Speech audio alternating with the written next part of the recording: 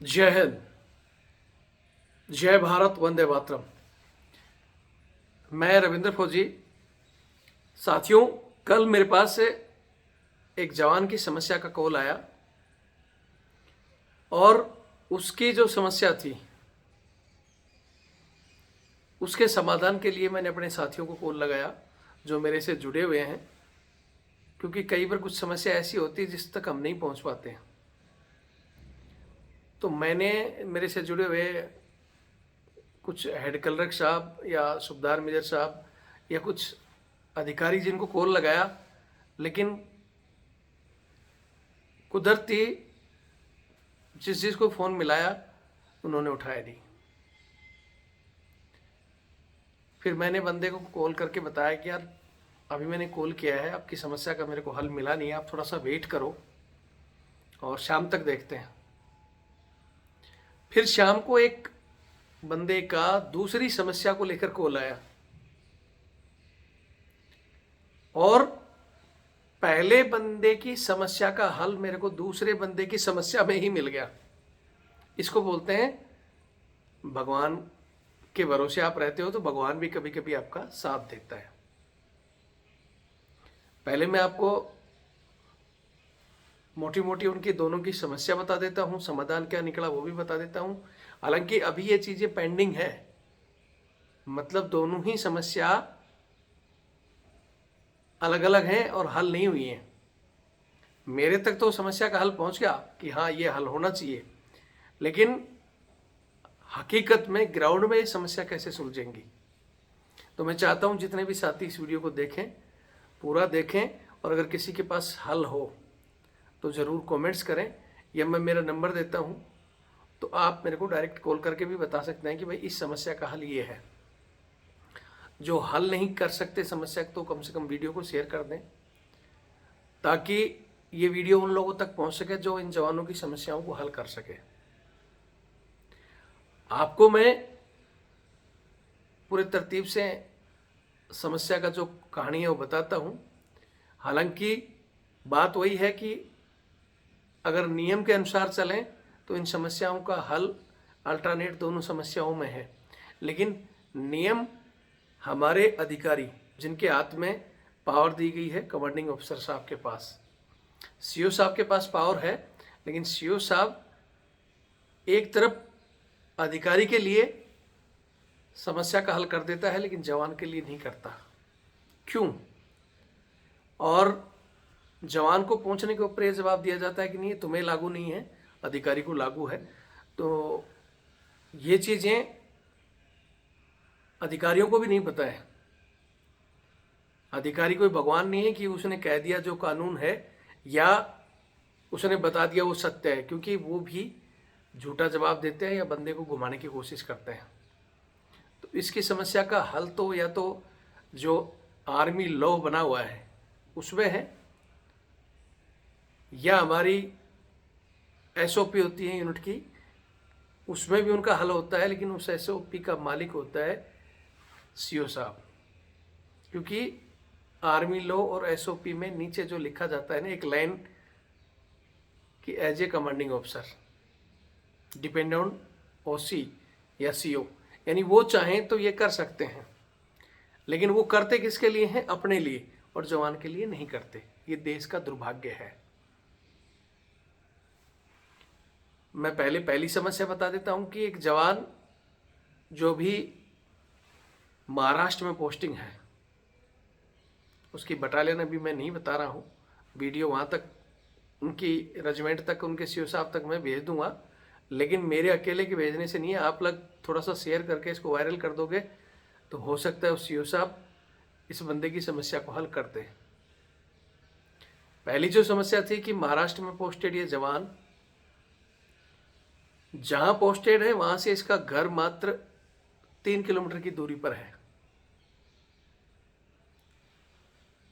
और सॉरी, जवान नहीं है, ये हवलदार जी हैं, क्योंकि बहुत से लोग समझ नहीं पाएंगे कि जवान है फलाना ढिकड़ा। तो हम तो ओआरएस रैंक में सभी को लगभग जवान बोलते हैं। वैसे तो अफसर भी जवान है, क्योंकि हमारे एक सेना के अध्यक्ष विपिन रावत जी थे, सभी के लिए बोलते थे कि we are all of soldier.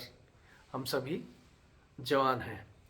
तो यहाँ रैंक लेके बताता हूँ कि वो हवलदार जी हैं और 3 किलोमीटर में उनका घर है, लेकिन उनको घर के लिए आउटपास या जाने के लिए अनुमति नहीं दी जाती।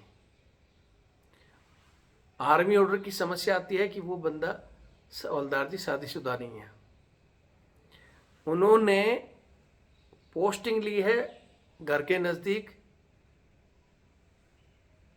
किसके लिए कि वो उनके माताजी पिताजी की तबीयत खराब है, वो उनकी सेवा कर सकें। लेकिन इस सेवा में एक अड़चन आ रही है कि उनके कमांडिंग ऑफिसर कहते हैं कि भाई मैं आपको कैसे छोड़ दूं, नियम ही नहीं है। अगर आप शादीशुदा होते तो मैं आपको मैरिड अकोमोडेशन के नाम पर या आउट लिविंग परमिशन देकर छोड़ देता, लेकिन नहीं छोड़ूंगा। तो बंदे ने कहा कि सर मेरा घर नज़दीक है, आप चाहो तो छोड़ सकते हो। बोला नहीं, नियम के अनुसार 5 किलोमीटर के दायरे का तो पोस्टिंग ही नहीं आता, क्योंकि उसका जो एड्रेस है वो दूसरी जगह का है। और ये भी कुदरती देखो कि वो सीओ साहब और वो दोनों एक जगह उत्तर प्रदेश के हैं एड्रेस के अनुसार, लेकिन अभी फ़िलहाल वो जवान काफ़ी दिनों से तकरीबन 20 साल से वहीं सेटल है। तो सीओ साहब को बोला कि साहब आपको तो पता है कि मेरा घर है वहाँ और मैं जाऊँ, कम से कम मेरे को दिन दिन के लिए छोड़ दो। बोले नहीं, मैं रिस्क नहीं ले सकता। हालांकि मैंने कहा कि भाई सीओ साहब रिस्क नहीं लेते तो आप ऊपर लेवल में जाओ और वहाँ जाने के बाद में आप बताना हमारे को, फिर हम इस समस्या का हल ढूंढेंगे। तो कल मैंने इनके लिए बहुत कॉल किया, लेकिन मुझे रास्ता नहीं मिला। तो फैमिली क्या सिर्फ पत्नी ही फैमिली है? माता पिता फैमिली में नहीं आते? तो फिर माता पिता का नाम क्यों उसमें लिखाया जाता है कि भाई माता पिता और भाई बहनों का विवरण क्यों लिया जाता है? लेकिन फौज में वही है कि फैमिली फैमिली फैमिली का मतलब सिर्फ पत्नी। पत्नी है तो क्वार्टर है, नहीं तो नहीं है। लेकिन इनकी समस्या यहाँ तक पेंडिंग है। हालांकि मैंने कहा कि भाई सीओ साहब अपने लेवल में चाहें तो छोड़ सकते हैं, आउट पास तो दे ही सकते हैं, ताकि वो दिन में जाके रह जाए। वो ये भी कह रहा है कि भाई रात को मैं यहाँ सोऊं और दिन में मैं अपना वहाँ से जाकर जो भी मेरे फर्स्ट पीरियड है, गेम पीरियड है, वर्किंग है, ड्यूटी है, सब अटेंड भी करूँगा। ये नहीं कि मेरे को परमानेंट छोड़ दो। लेकिन अभी नहीं मान रहे हैं, ये मामला पेंडिंग है और इसका कारण मैंने बता दिया कि आर्मी एक्ट में ये चीज़ें हैं। तो ये आर्मी एक्ट 1915 में बने थे, किस आधार पर बने हैं? क्योंकि अंग्रेज़ों के लिए सिर्फ फैमिली ही सब कुछ होती है। वो बच्चों को थोड़ा सा बड़ा होते हैं बच्चों को भी छोड़ देते हैं और माँ बाप को भी छोड़ देते हैं, मियाँ बीबी और बीबी को भी छोड़ देते हैं, दूसरी तीसरी चौथी शादी कर लेते हैं। वहाँ का कल्चर यही है, वही नियम इंडिया में है। तो यहाँ भी फैमिली ही, पत्नी है तो क्वार्टर है, नहीं तो नहीं है। तो इस पर विचार होना चाहिए या नहीं, मेरा पहला ये सवाल है जो भी देख रहे हैं। और वहाँ के अधिकारी भी अगर चाहें तो सीओ साहब कर सकते हैं, लेकिन नहीं कर रहे, वो किस नियम की अड़चन है।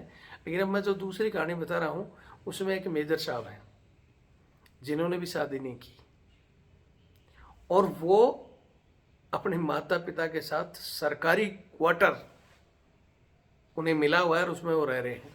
वो कहानी भी मैं बताता हूँ, वो समस्या मेरे पास कैसे आई वो भी बता देता हूँ। इस जवान इनकी समस्या सुनकर मैंने भी कहा था कि भाई मुझे भी जहाँ तक इतना ही नॉलेज है कि क्वार्टर तो तभी मिलेगा आपको जब आप कि शादीशुदा हो और आप अप्लाई करो, जहाँ तक मेरी नॉलेज है। इसीलिए मैं कॉल कर रहा था कि भाई नॉलेज बढ़ाई जाए, हमारे जितने भी रिटायर्ड हेड क्लर्क साहब हैं या एसएम साहब हैं उनसे पूछा जाए, लेकिन वो बात नहीं हो पाई। बात होगी तो मैं अपडेट ज़रूर दूंगा।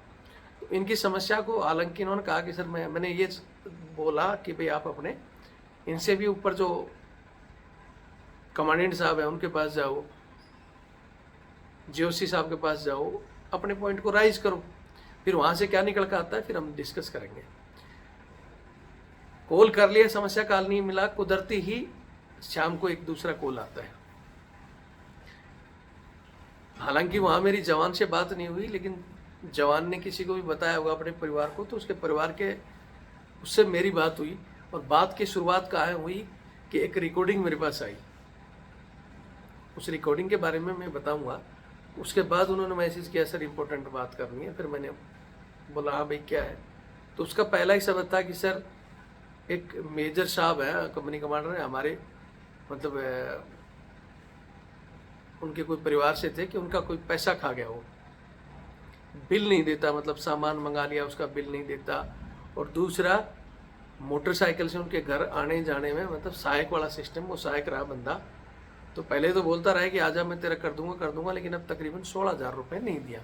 मैंने कहा कि भाई ऐसे पता नहीं चलेगा, पूरी कहानी जो है वो खोलकर बताओ ताकि हम इस विषय में कुछ कर सकें। तो फिर मेरी उनसे बात हुई तो उन्होंने बताया कि सर हमारा कंपनी का मर्डर साहब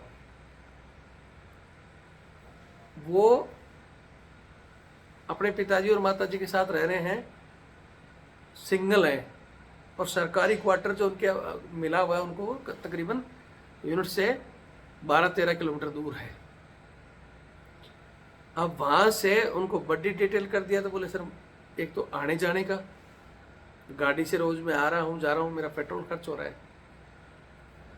तो साहब बोलते हैं कि कंपनी से वो फास्ट फूड में भी तो तू जाता, जब भी तो तेरा पेट्रोल चढ़ता, और दूसरा कि तेरा साइकिल ले ले, पैदल आ जा, मेरे को कोई मतलब नहीं है।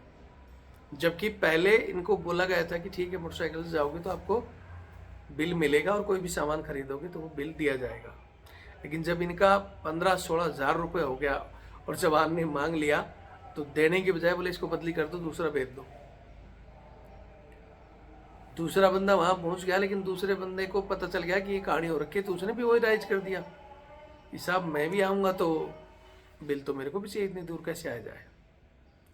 तो एक तो ये कि इनको सहायक भी चाहिए। हालांकि इस विषय पर क्योंकि यहाँ तक टाइम लगभग 11 मिनट होती है, बहुत से बंदे पहुँचते नहीं हैं, मैं अलग से भी एक वीडियो बनाऊंगा। लेकिन जो भी यहाँ तक आए हैं उनसे मैं पूछना चाहता हूँ, और ख़ासकर अधिकारी भी जो देखते हैं, आपको सहायक भी चाहिए फ्री का, और आप उसके पेट्रोल के पैसे भी नहीं दे सकते। उसी को कह रहे हो कि साइकिल से आजा, पैदल आजा, पैदल आए तो टाइम से क्यों नहीं पहुंचा। एक रिकॉर्डिंग भी है जो माँ से अगले को समझा रहे हैं कि बेटा मैं तेरी बैंड बजा दूंगा, मैं तेरी माँ बैंड फलाना ढिकड़ा, मतलब इतनी जो गालियाँ दे रहे हैं और उसको बेटा बोल रहे हैं। और अगर आप एवरेजन एज का वो फैक्टर देखेंगे तो मेजर साहब कोई बड़ी तोब नहीं है। जितनी मेजर साहब की सर्विस और जितनी उम्र हुई होगी, क्योंकि एक बार हमने भी ऐसे लास्ट में बहुत से क्या किसी ऐसे बंदे को भेज दिया जाता है जो रिटायरमेंट आने वाला होता है, बेचारा सिपाही हो चाहे वो, लेकिन उसको भी वो बेटा बेटा कर कर बोलते हैं। लेकिन उसको ये पता नहीं बेटा कि वो भी तेरा बाप है, उसकी जितनी तुम्हारी एज है उससे ज़्यादा उसकी एज है, उतने उसके बच्चे हैं, और उससे ज़्यादा उसने छुट्टियां काट ली जितनी तुम्हारी अभी सर्विस हुई है। ठीक है, लेकिन चलो वो तो खैर इनकी वैल्यू है। मेरे से जबान मत लड़ा, तमीज़ से बात कर, और खुद माँ बहन की गालियाँ दे रहा है। अगर वो रिकॉर्डिंग मैं आज ही डाल दूँ फिर वो बोलेगा मेरी फौज की बदनामी होगी, छोटी सी रिकॉर्डिंग बाहर आ गई, रिकॉर्डिंग ढूंढने की बात करेगा। तो यहाँ इस पॉइंट को तो मैं उठा रहा हूँ कि बट्टी भी रखना, पैसे भी नहीं देना, और दूसरा वो पहले वाली समस्या का हल कि उस जवान को, ठीक है उसने भी हवलदार जी ने शादी नहीं की, लेकिन उसका 3 किलोमीटर में घर है, वो आउटलिंक के नाम पर वहाँ रहना चाहता है। सरकारी क्वार्टर उसको देंगे नहीं क्योंकि तूने शादी नहीं की। वो खुद के घर में जाना चाह रहा है, रात को भी नहीं, दिन में जाना चाह रहा है तो भी नहीं भेजेंगे, नियम नहीं है। तो ये नियम क्या ऐसा कोई सेना में नियम है कि अधिकारी मतलब माँ बाप को ला सकता है, बगैर उसको पत्नी के बगैर भी क्वार्टर उसको मिल सकता है और जवान को नहीं मिलेगा? हालांकि मुझे पता नहीं ऐसा कोई नियम है या नहीं है, लेकिन जो इस बंदे ने बताया, जो फर्स्ट बंदा मेरे को बता रहा था कि हमारे सीओ साहब ने बोला कि अधिकारी के लिए लागू है आर्मी ऑर्डर, कोई उसने बताया। हालांकि मैंने बोला कि कंफर्म करना कौन सा है, ताकि हम भी अपने पास जो बुक वगैरह रखे उसमें देखेंगे। सारी चीज़ें तो याद नहीं होती, या फिर हमारे से बहुत से सीनियर जुड़े उनसे पूछेंगे क्या ऐसा कोई नियम है। तो कोई और भी साथी देख रहा है तो वो भी बताए कि क्या कोई नियम है या नहीं है, या फिर ये नियम नहीं सिर्फ तानाशाही है। फिर मैंने इनको बोला कि भाई अपने सीओ साहब से शिकायत करो। बस सिर्फ उससे क्या शिकायत करेंगे, वो तो खुद 3 बंदे लेकर बैठा है और वो सिर्फ अधिकारियों की ही सुनता है। आप इस चीज़ को ऊपर पहुंचाओ। तो मेरा एक तो इस वीडियो को बनाने का मकसद ये था कि फर्स्ट ये समस्या कि जवान जब आप अधिकारी के लिए है तो जवान के लिए वो चीज़ें क्यों नहीं है। क्वार्टर या माँ सिंगल है तो माँ बाप को रखना है, माँ बाप की सेवा करना। शादी नहीं करेगा तो क्या माँ बाप की भी सेवा नहीं करेगा बंदा? हालांकि बहुत से नियम बहुत सी बार समस्या का जड़ बन जाती हैं, ठीक है, लेकिन फिर भी इन समस्याओं का समाधान होना चाहिए, समय के साथ नियम चेंजमेंट होने चाहिए। यहाँ मैं यहाँ तक पहुँच गया हूँ। दूसरी बात जो मैंने श्रीमान जी के लिए कही कि सहायक भी रखना और उनका पैसा भी नहीं देना, ये जायज़ है या नाजायज़ ये भी बताएं। दूसरा और भी चीज़ इन्होंने बताया, एक मोटा मोटा आपको बता देता हूँ कि इनके पिताजी और ये रह रहे हैं, और हालांकि मेरे पास अभी तक प्रूफ नहीं आया है कि सर हमारे, हालांकि जिस बंदे को जिसने पैसे मांगे उसको हटाया गया, तो हटाने वाले बंदे को इसने फ़ोन करके कि ये बार बार पैसे के लिए कर रहा है, कंपनी में ऑर्डर पास किया कि इसको थोड़ा सा टाइट करो, इसको क्वार्टर पर मत जाने दो, इसकी एक्स्ट्रा ड्यूटियाँ लगाओ। तो हालांकि मैंने उससे पूछा कि ऐसा कुछ हो रहा है, बोला नहीं सर ऊपर से आदेश ज़रूर है, लेकिन मेरे साथ नीचे वालों ने ऐसा कुछ नहीं किया है, नीचे सब ठीक ठाक चल रहा है अभी। लेकिन अब ये भी चीज़ें उसके पास जाएंगी तो उसको और मिर्ची लगेगी, क्योंकि उसने कहा है कि जिसको बताना बता दे, क्योंकि उसको पता है सीओ साहब तक जाएगा। लेकिन इनको ये भी पता है कि सीओ साहब के आगे भी और लोग बैठे हैं, वहाँ तक जवान को जाने नहीं देंगे। लेकिन एक और कोई बैठा है, वो है रविंद्र फौजी, वो भी उनको पता है। तो बंदा बोल ही रहा था कि सर हम छुप कर फ़ोन कर रहे हैं, क्योंकि आपके नाम का तो वैसे ही पाबंदी है, रविंद्र फौजी से जुड़ो मत, रविंद्र फौजी से फ़ोन मत करो, समस्या मत बताओ, भाई हमें भी मत बताओ और तुम उसको सुलझाओ मत। तुम जला बंदों से काम भी लो, वोट पुलिस भी कराओ, अपने माँ बाप की सेवा भी कराओ, और फिर जो बाहर का खर्चा या पेट्रोल का खर्चा वो देने में भी तुम्हारी हो। तो वो जवान बेचारा वो भी बोल रहा है सर मैं भी जवान ही तो हूँ, मैं पैसे के लिए, मैं भी, मेरा भी तो परिवार है, मैं भी तनख्वाह में काम कर रहा हूँ, उस तनख्वाह में मैं इसके घर आ रहा जा रहा हूँ, इतने चक्कर काट रहा हूँ, तो मेरा तो जो बाइक है 3 से 4 हज़ार रुपये तो बाइक का पेट्रोल में ही जा रहे हैं। और काम के लिए भेज देता है कि जल्दी करना है, तो ये बोलता है पैदल लाओ, नहीं तो अपनी बाइक से जाओ। और छोटा मोटा सामान मंगा लेता है, बोले कंपनी साहब सुबेदार साहब से बात कर लो यार, छोटे मोटे के लिए मेरे मत, क्यों भाई? तो ये हिंदुस्तान में जो बाहर तो चल ही रहा है, वो तो आप देख ही रहे हो। आज विजिलेंस, सीबीआई, ईडी ऐसे छापे मार रही है जहाँ बिल्कुल गिरे हुए लोग, जिनकी सिविल में अच्छी सैलरी होने के बाद में भी 1000, 5000, 2000, 10,000 के लिए भूखे मर रहे हैं, खा रहे हैं लोगों का, गरीब आदमी का मार रहे हैं। फौज कम से कम एक बची हुई है, इसमें भी ऐसे लोग आ गए। एक फौज ही ईमानदार मानी जाती है, फौज में ही बोलते हैं ना कि बाहर का जो रेशो है 100 में से 80 बेईमान, फिर भी देश महान। लेकिन फौज में 100 में से इक्का दुक्का ऐसा होता है। हालांकि कमेंट्स में बहुत से बंदे बोलेंगे कि सर बहुत ज़्यादा है, लेकिन मैं नहीं मानता।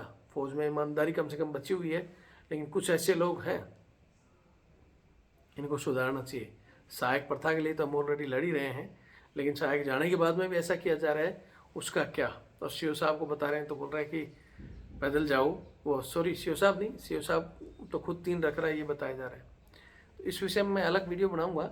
एक और वीडियो आया हुआ है कि सर उसके माँ बाप की सेवा के लिए एक सुबेदार साहब जाता है जो उसके पिताजी की मालिश करता है।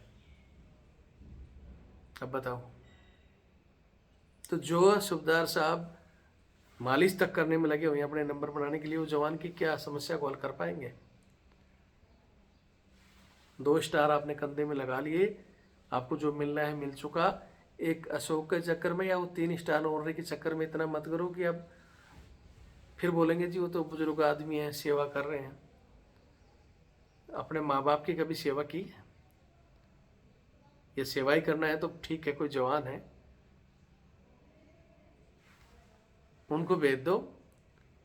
लेकिन वो बंदा बता रहा है कि सर माँ बाप के नाम पर पहले मालिश, वो पिताजी है चलो बुजुर्ग है उसकी तो हो रही है, उसके बाद में हम बाएं दाएं हो जाते हैं। तो मेरे साहब बोलता है मेरी